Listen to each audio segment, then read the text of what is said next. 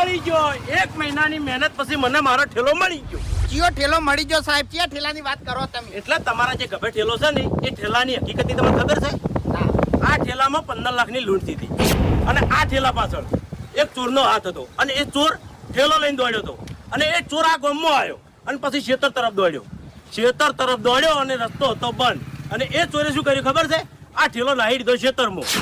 ચોર મળ્યો પણ અમને ઠેલો ના મળ્યો અને આજે આર્યો ઠેલો મળ્યો એટલે આ ઠેલામાં 15 લાખ રૂપિયા છે. એટલે સાહેબ આપણો મારા હાથમાં આ રૂમાલ છે અને આ રૂમાલ રહ્યો ને એ બજારમાં કેટલાય રૂમાલ મળતા હશે અને કેટલાય માણસો જોડે આવા રૂમાલ હશે. કાયદા કાનૂન હું જાણું છું.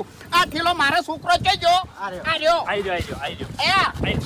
આ છોકરા પહેલા ધોરણમાં બેહાર્યો તો તાણી લાવ્યો તો અને 80% લાવ્યો તો ને તાનો આ ઠેલાને હું નસીબદાર માનું છું એટલે રાખું છું. હું મારા હોમે ના પડતા ન કે એવો વકીલ રૂચો નહીં વર્ધીન ભરતી બધું ઉતરી જાય સસ્પેન્ડ થઈ જાવ. સસ્પેન્ડ કરશો તમારા મને એટલા બલ્લુ તમે ઉલ્લુ સમજો છે? આ બલ્લુ રે બલ્લુ ઇન્નમ ના આવે, સબૂત લઈને જ આવે. સબૂત લાવો નકર પછી તમારું કોમ છે ચોરને પકડવાનું તો ચોરને પકડો હોય. બધા ચોર ના હોય. એક શબ્દ ના બોલતા, એક શબ્દ ના બોલતા. શાંતિ રાખો. બધા જેલમાં જવાનો, શાંતિ રાખો. સામાન્ય પબ્લિક ને બીવરાવ ના તમે હોવા બંદૂક ના જોર ઉપર. અરે સબૂત લાવો કે ઓય એક બાજુ જોન લઈને હેડ્યા છે અને તમે જોઈ બોલાવો. શાંતિથી પૂછો. એટલે તમારા છોકરાને પરણાવવાના છે અને હું સબૂત લઈને આવ્યો છું. શું સબૂત છે? ભરત છે.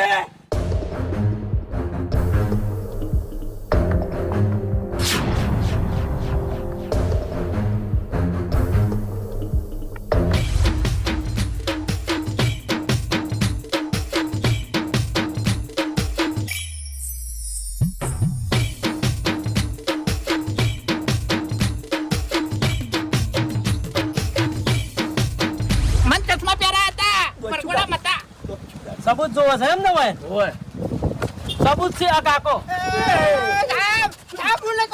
ભરો આ કાકો ગામ વચ્ચે બોલ્યા હતા.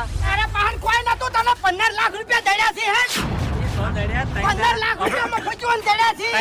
બધા નાખા ગામ વચ્ચે કહું છું કે બાપુજીને 15 લાખ રૂપિયા દળ્યા છે.